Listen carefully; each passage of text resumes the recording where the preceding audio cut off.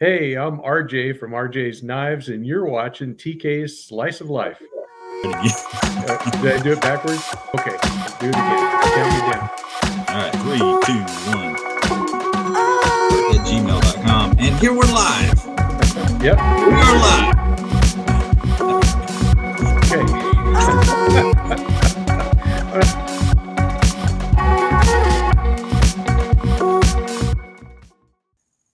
So welcome to TK Slice of Life one-on-one chat with RJ's Knives today. If any of you guys out there want to join in on a chat like this, that comment on my channel frequently, just hit me up at thrifty at gmail.com. We'll see if we can get you on. All right, RJ, let's get started here. We've got several questions at the beginning here, and then I'm going to go into a quick hitter where it's just a one-word answer. But all these first questions, I hope you just elaborate as much as you'd like. Okay. So we'll just get started, and here we go. So the first question I have for you is, can you tell me the history of your carrying knives, and perhaps tell us about what you recall of your first pocket knife? I really didn't start carrying a knife until I was probably right at the end of middle school. Before then, like I'd been in the Cub Scouts and stuff like that, and so we had like the little Cub Scout knife, and that was kind of like where I learned how to use a slip joint and knife safety and stuff like that. But I didn't carry it because I was still a young kid at that time. But then when I got a little bit older, I wanted to carry a knife all the time, and one of the knives I actually have an what I call my analog for it, which is this little 34 OT, the old timer. I got this, well, not this particular knife, but a knife like this, probably when I would say 14, maybe. And then I started carrying it, every day, just a 3-bladed Stockman. This one has a patina on the blades. This is a USA made one, but that's why I call it my analog, because the one I had was like this, but it's not the same exact one. I don't have a knife from that early. But then, I carried that as my main pocket knife. And then I had a friend that his family went hunting. And so I started to get into hunting with them. And I'd go out with him and his dad and his brother, mostly using shotguns. And so I carried different blades. That's when I got my buck 112. Ranger was my first folding buck or locking buck. I got that Kershaw was, the 1050 field was the one I graduated from there when I started working a little bit in high school. And, I bought that at a sporting goods store. I still carry knives every single day. So I feel like I'm not dressed if I don't have one. They're just such useful tools. I just, always feel like I need to have one. All right. So why don't you go ahead and take the opportunity to tell us what you want us to know about your channel. My channel, like I said, it's RJ's Knives, and it's all kinds of knives. So I like old knives, historical knives, new knives, modern knives, fixed blades, slip joints, locking knives, whatever. If it's a knife, I probably like it. So I do try to use my knives as EDCs. So I'm not really big into maybe some of the larger knives and stuff, but I'm not afraid to show those too. And I like those too, but I don't EDC, like, a big cold steel or something, but I do have a couple. And then the live streams on Sunday are a way for me to connect with the audience. And I get a couple of other YouTubers together, and we do kind of like a panel show similar to this. And we just talk about knives and knife related subjects and try to, deal with that kind of stuff and interact with the audience. And live streams are on Sundays, 10:30 a.m. Pacific time. And that's when they start. And I started off originally with the intent that it would only last about an hour, but it seems like about 2 hours is our normal run time for us. There may be some shorter and some longer in there, but I'd say it's going to average probably around 2 hours. Yeah, make sure you check out RJ's lives Sundays, 10:30 start time. Sometimes we'll go to about noon or past. And I'm a regular visitor on the program, as well as Tom from Knife Delight. So make sure you check that out. Another question for you. How many knives would you guesstimate you own? More than I need, but less than I want. So you don't have a number figure in mind? I don't really have I have never stopped to count them. I keep meaning to catalog them all. Yeah. But I don't know. Right. I guess I'd guesstimate, about 100 or so, maybe. I don't know. I'm not a huge collection, but working on it. Well, coming from someone who does try to catalog them, I don't know either. So it doesn't help to catalog them because I don't have them listed in any kind of a numerical way. I just put them by pattern type, and then it would be one more. It'd be one more thing I have to do. Right.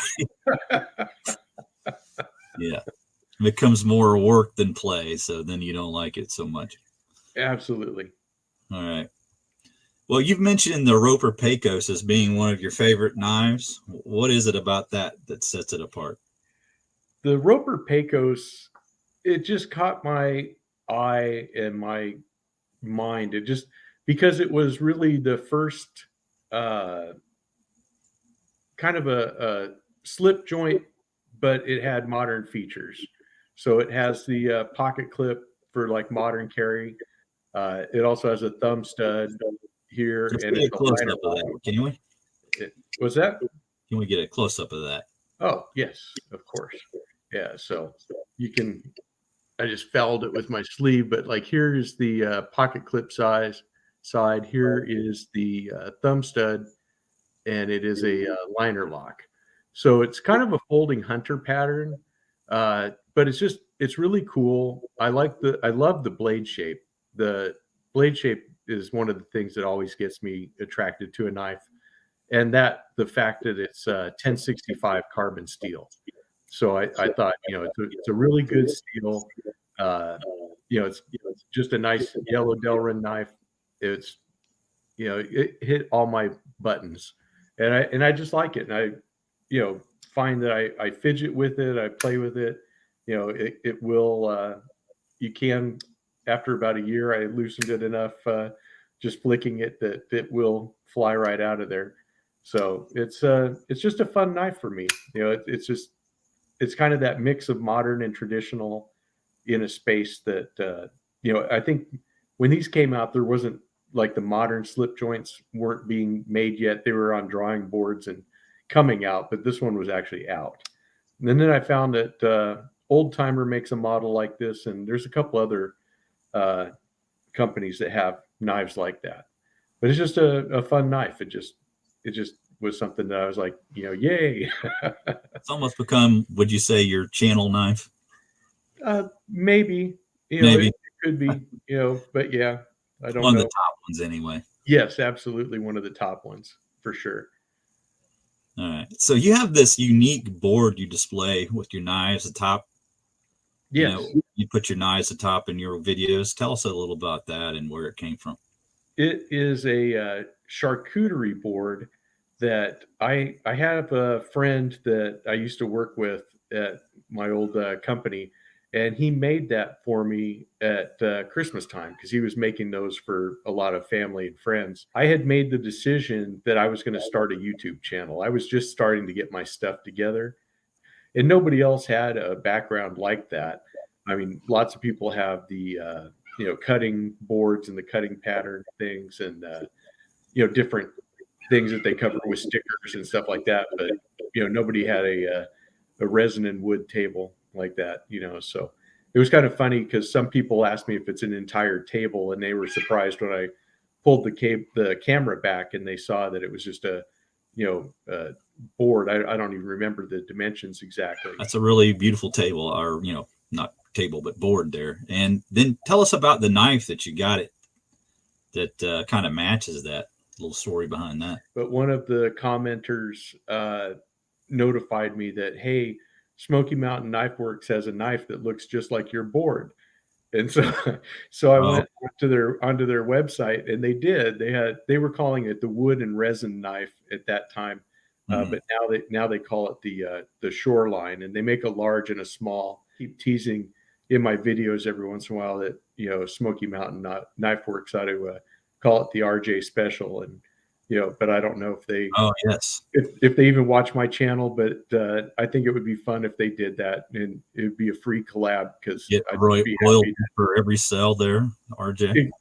I don't even want a penny for it. If they just change the name, that's fine.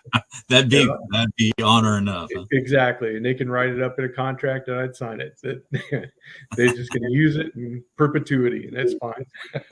Right. Okay, so it's called the Shoreline knife, guys. If you guys are interested in that knife, I think anyone who's watched RJ's channel knows which one I'm talking about. He usually displays it on top of the Yeah, board there. yeah. It's Okay. just kind of a co-star. Yeah. So what made you want to start a YouTube channel? Well, I had been watching YouTube for years, and my wife kept saying, I watch these channels with you, and she goes, when you're watching these things, she goes, you could do just as good a job as that.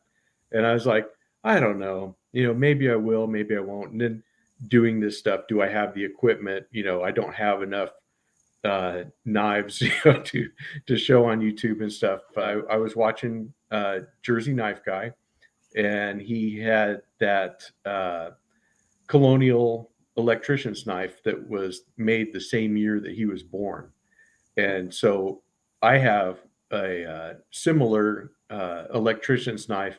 Mine was part of an Exolite toolkit, and I was, saying, well, I could show that. So I was thinking in my mind, hey, I'm going to make a video, and I'm going to hopefully Pete will see it, and that he'll like it, And so I did. I made that, and then I started, trying to, talk to Pete in the comments and stuff like that.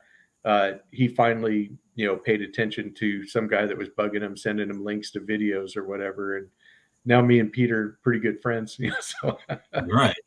so it's one of those things of you can, meet your, idols or whatever. Another one was JB from Big Red EDC, because I was watching, Saturday Night Live, and his shows and his reviews and stuff. And I always liked watching him and his reviews and everything. And now I'm friends with him. Then Yeah. you came along, and I found out about you from a commenter, and I always try to do what those guys did. JB, Pete, Knife Detector, a lot of the guys that have been in this a long time. I was reaching out to them, and then they were shining a light on my channel. Gary from The Last Ranger, just a bunch of guys were, kind of giving me shout outs, and I was getting some traction, and more people were watching my videos. Then you kind of build an audience. Yes. Yeah. I remember Stuart Gross should be the one to get credit for introducing us. He said that you had a list in your description where you always list the young channels, and then gives people an opportunity to find, the new channels and so forth. So shout out to Stuart Gross. But yeah, you're right. When you're watching different videos, I came across, all the same people that now I'm, I guess friendly with, or, we communicate quite frequently. So, people like Williams Knife Life and Tobias and Knife Detector, all these channels I watched before I actually had a channel. So it's just really kind of neat the way the knife community opens up their arms and welcomes you in. And shout out to Big Red EDC as well. So he's all been part of all of that as well. But anyway, that's a great answer. What's the biggest challenge you think you've had in maintaining the channel? Is just work-life balance, because, you work and you have a family, and then you got to try to fit your hobby in there too. I try to do, 3 videos and a live every week, but sometimes that doesn't work out, you have to, and you have to, let something drop, and obviously the hobby is what's gonna drop, but it's the time is the main challenge. Yeah, I would agree. It's been inconsistent for me as well. It just depends on the amount of time that I'm allowed to do it, and the more time I'm allowed, the more content I can make. Absolutely. What would you say your top 5 traditional patterns are? Top 5 traditionals would be the Trapper, the Copperhead, the Barlow, the Stockman, and the Sodbuster, and not necessarily in that order on any given day. Okay. if that makes sense. Yeah, I think that's pretty strong. I wouldn't say it's like 100% in agreement with mine, obviously, because I think we both know I'm not a huge Trapper fan, but Right. actually it kind of depends on the Trapper itself. For me, is there a particular type of Trapper that you prefer the most? I would say my favorite one right now is just the standard case Trapper. Okay. This is just a standard yellow Trapper. This is one that Mrs. RJ got for me one day by surprise, and so just a 4 1/8. Here's your clip, and then you got the spay. Is that the CV still on that one? This is stainless steel on this one. That's stainless. Let me bring you up. Okay. Yeah. Get a better look. So this one is in stainless. So you got your nice big spay blade there, the yellow Delrin handles, and I just really enjoy. Here's your clip. I just really enjoy this knife, and I carry Trappers a lot. I just find them very useful for me. I like them. Not everybody shares my enthusiasm, but that's okay. That's okay. And the same thing, while you have me, here's a Copperhead. This is the case Copperhead, and I have a Rough Rider one also. But I love these knives. I love the way the bolster comes over to hide the tang on on that. And then what I like about the case is they give you this really huge pen blade. I mean, this is as big as like here's that little old timer. Well, here's the D2 version, but when you look at the main blade on that, and what you get for the 34 OT, by the way, ladies and gentlemen. Yes, the 34 OT. The OT is on top. Very nice. But I mean, those patterns are just very useful to me, and those are the ones I like. I was drawn to the Copperheads and the canoes, with the because of the bolster Right. stuff, and then the Trappers just kind of took over one day.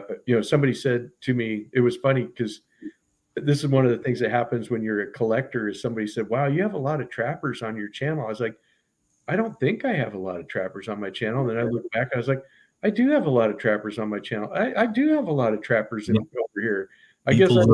People discover things about your collection that you don't notice. Exactly. Subconsciously, you're buying things and you're not thinking about it, and you're like, well, gosh, I guess it's true. So, what would you say your best Rough Rider that you bought this year is? This year, I think the best one is this one here, and that's the Rough Rider Reserve Barlow. This one, I think, is got to be not only my favorite of the Rough Rider Reserve line, but I mean, just fit and finish wise, it's just awesome. And then that big spear blade that they put on this, I mean, what a really nice blade it is, and nice and thin, being single bladed. I think the only thing where they, if they did anything wrong with it, was putting a lanyard tube on it. I don't think it needed a lanyard because it's not that big of a knife, but this is just perfect, I think, except for the lanyard tube would be the only thing I'd delete if I was designing it. Yeah. I think I mentioned the same thing when I reviewed that as well. don't really know why you would need that, because that will fit in a slip pretty easily, and it's Yes. small, just to slide in your pocket if you don't even carry a slip. So Yeah, and it's not that big. I mean, that could be a fifth pocket knife also, and just stick out a little bit of the fifth pocket to, depending on the pants, of course. yeah, but there's been some rather curious decisions made by the Rough Rider Reserve team. So Yeah, I think the hole was probably one of the more minor issues that we've had, and probably why that. Yeah, I think we both agree that particular knife it rates pretty high amongst the Rough Rider Reserve line. So.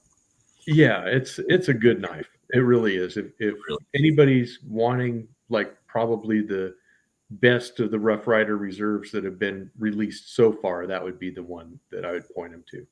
Yeah. What was the best modern knife that you bought this year? I think the best modern knife I bought this year has to go to the petrified fish Victor. This knife for a modern knife. Up here, hang on. Okay. All Yeah, right. this knife for a modern knife. I mean, it's got the micarta handles. Really nice. This is a green color. I know it's kind of dark in here. It's got the blacked out blade. It has just the perfect drop shut action. It's got this little thing. If you're a right-hander, you can spidey flick this, but just for the drop, I mean, that's it. This thing is just like it just wants it to either fly out or fold right up. I mean, you don't even have to shake it or anything. It just rotates around that pivot, and to me, that's just perfect. That's a perfect fidget knife. It's a perfect and I love this clip point blade shape that they have on there. It's probably one of the best modern clip points that I can think of. But yeah, this is just a great knife. I like this one a lot. Really aggressive clip blade on that. I like that. Yeah, it is. It's just awesome. Absolutely cool. Very nice. Petrified fish. Well, thank you for that. Okay, so what would you say if you were going to be on a desert, or if you were stranded on a deserted island, what knife would you take with you? If I was going to be deliberately stranded, not deliberately, but I mean, you had the magic genie lamp, but the only wish you could make was for a knife. While you were stranded there, what would it be? I think I'd have to go with this one, the Cold Steel Recon Tanto. What is this thing? What's that? Let's take a closer look at that. Yeah. This is an awesome knife. If you're going to be stuck in the jungle, you need to crack coconuts and all that other stuff. Mini samurai sword here. Yeah, exactly. The short sword has a long and honored history, especially if they're concealed. So Cold Steel Recon Tanto. Cold Steel Recon Tanto. They're still under $50. I have a video on this knife, actually with this one and my Cold Steel SRK. So those are both excellent choices. But I thought, for the for today's video, if we're going to talk desert islands, let's go dramatic. Right. Nice. I like that. What kind of blade steel you got on that? That has the SK5 blade steel. Okay.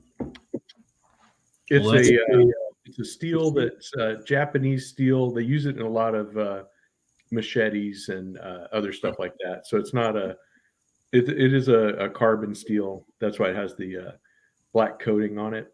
So it's a tough steel. It's going to last for things that you need to beat on or cut brush or something like that. It's going to last. It's not something that you're going to have to worry about rolling edges and stuff like that. Right. Well, good enough to cut down a coconut tree with, I think. There you go. Or just get the coconuts. Yeah, get the coconut open anyway, right? Sure. Yeah, exactly. Okay, so do you have a knife that has significant sentimental value to you? Yes, I do. This is a knife that my wife got for me. Uh, this is my first case Stockman. She had gone on a trip with our daughter, and so she bought this, and it's one of the Ichthus series knives. That this is the ice blue, but she thought it looked really nice, and she liked the symbol and everything because we are Christians, but not that we need to talk about that on a knife show. But just really nice. The sheep foot, and this is the 18 series blade, so or frame, I guess. So it's a nice serpentine Stockman, and like I said, this was my first case Stockman, and the fact that she was thinking of me and got it for me when she was on that trip, that's I thought that was pretty nice. So yeah, this one has a special place, special significance. The person who got it for me, and the symbology on it, and just the knife itself. It's a really super nice Stockman, and I know you're a big fan of Stockmans. I am. You probably have a couple of those, I would imagine. I do not have a case Stockman. Would you believe that? Wow, I did not know that. That's I've talked about this before, but I think for 2023, that's going to be a major focus is get more case knives. Yeah. Well, actually, I take that back. I do have the sow belly Stockman, but I don't have a traditional regular style slim Stockman. So, yeah, or, serpentine style Stockman. But I think you make Tom proud of that. Does he own that as well? Do you know? Yeah, he does. He does. So that's a knife you guys have in common. Then that's pretty cool. It is, yeah. Because Tom, I'm actually very impressed with his whole collection of that, and that's one of the things that's fun about collecting case knives is that you can collect them off of the shield, off of the cover material, off of the pattern, off of a lot of different the date stamps. Yeah, I mean, there's so many ways to go down the case rabbit hole. Where do you see the direction, or what are some of your objectives for your channel in a year's time? I would have to say that a year ago, I didn't have a plan for my channel as to where it is. And I'd say that at this point in this year, I still don't have a plan for my channel. But I seem to be, doing okay. I still want to do the same things as far as, reviews, the live streams. I know that the YouTube is pushing their shorts program. So I've made some shorts. I've released some shorts. I probably need to do some more of that. Again, that's a thing where it's a time thing. A lot of times when I make my shorts is when I'm, that's part of my lunch. So so it's one of those things of, oh yeah, let me get the phone and some knives and stuff, because I can, show something off here real quick. But I think right now everything's going okay. I definitely will go along with the changes and stuff. With my channel, I already show the wide variety of knives as we've seen just during this interview. I probably will try to stick with more traditional patterns because that really is what my main interest is in traditionals. And Yes. And the modern stuff, I like it too. So that's where my true heart lies, I guess, is with the traditionals and the slip joints. So if you were to be, forced to answer modern or traditional, you would say traditional. Yeah, I think my answer would be yes to both. But well, that's but yeah, I can do either equally well. I don't really do any hard tasks or jobs or anything that require, I mean, a locking knife is safer than a non-locking knife, but if I could have the the Pecos, that's fine, as a hybrid. But to tell you the truth, this little knife here will get through most of my day. This is something like this. Understood. So is there anything you want to improve on in your videos? Yeah, I really, I'll go inside baseball, for everybody at home, and you're probably not shocked, but I don't do any editing on my videos. So I probably should try to do some editing at some point, but yeah, I'm pretty much a one take Jake. I just go One out there take. and that's it. I go out there and I just do it all in one and done, and Right. throw it up there. And if I make a mistake halfway through, I start over at the beginning. And there's a couple of videos that I've had to start, upwards of 5 times because, if you make a mistake in the first, minute or something, I'll go ahead and I'll redo that. I'll just start over. If I make a mistake and it's like 7 minutes in, then you're just going to have to take the ride with me. So you're saying you're aware of the mistake and you're leaving it in there is what you're trying to tell me. Yeah, pretty much. Yeah, just tell me in the comments. Everybody at home, I just say that, tongue in cheek, because I think a lot of people realize that if you're a content creator and you get comments that are like correcting what you've said, it doesn't mean that you don't know it's there. Just let you guys know in advance. That's true. So what knife would you buy right now? No money, no object. Oh, wow. No money, no object. Money, no object. Money, no object. Yeah, let me think on that wow. That's a tough question. That really is. I mean, because I'm going to kind of go all over the place, but I'll tell you what popped into my mind would be like an original, VG42. That would be nice, or an original Randall knife. One of his Bowie Skinners. Wow. Yeah. Old school here. Oh, well, look at this beard. I'm an old school guy. But at the same time, for like super pretty knives that you're just going to look at, I mean, something from Brian Yellowhorse, or maybe one of the I know right now they're kind of getting rid of the last of the Tony Bose cases. To have one of those would be nice. Yeah. But those are all knives that are beyond my reach, as far as right here, right now, I'm not gonna come up with one of those. But those would be, some that I think if I had money was no object and stuff, I'd narrow it down from that list. I don't know where I'd end up, but it would be something like that, either something really old school, or it'd be something that's made by one of the real masters, in the knife industry. Yeah. Well, it is a very difficult question, so it's hard to come up with one on the spot like that. Yeah.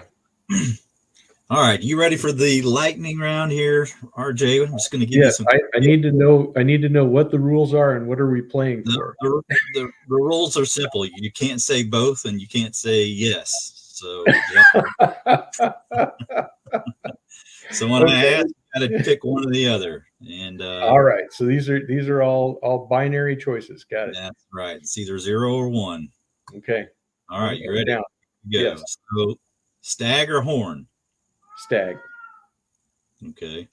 Micarta or carbon fiber? Micarta. Carbon or D2? Carbon. Old timer or Uncle Henry? Uncle Henry. Roper or Rough Rider? Roper. Case or buck? Oh, that's tough. I'm going case. Case. Liner lock or lockback? Lockback. All right. Thank you, RJ. That concludes our interview. Hope you guys enjoyed it. Make sure you come and check out further slice of life interviews, one-on-one chats with content creators and commenters alike. We're going to be trying to get a lot of different people on here and doing these same type interviews. Hope you guys enjoyed it. Make sure you like, subscribe, hit that bell to be made aware of videos when they drop. This is TK for RJ's Knives. We'll see you next time. See you guys. Look at this beard. I'm an old school guy.